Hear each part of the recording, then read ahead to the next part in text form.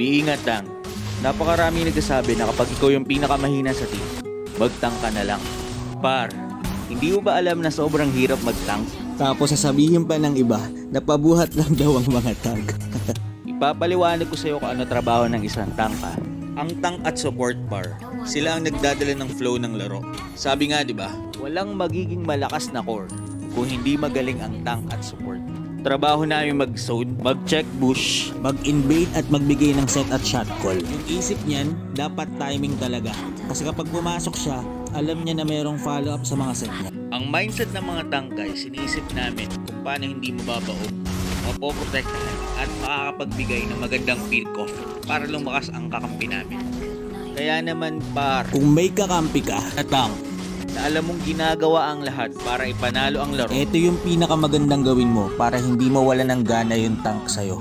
Pag nag-i-invade siya, respuhan nyo kapag hinahabol siya ng mga kalaban. Mag-follow up ka lagi sa mga set at pick off niya. At wag na wag nyong sisihin kapag meron siyang mga maling set. Kasi par, sa tagal-tagal ko na nagtatank, sobrang hirap kapag ginagawa mo na yung lahat. Tapos dahil lang sa isang maling set mo, ay sisisihin ka na.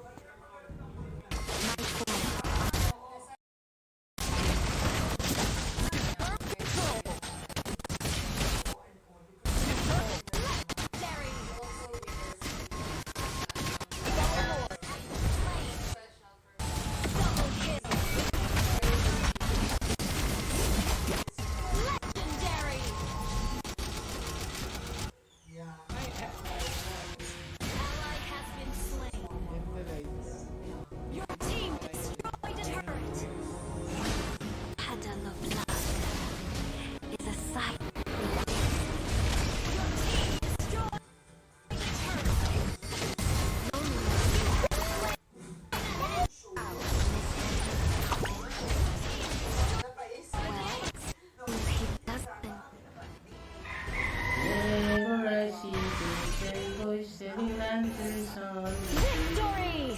Merry Christmas po, namamaskot.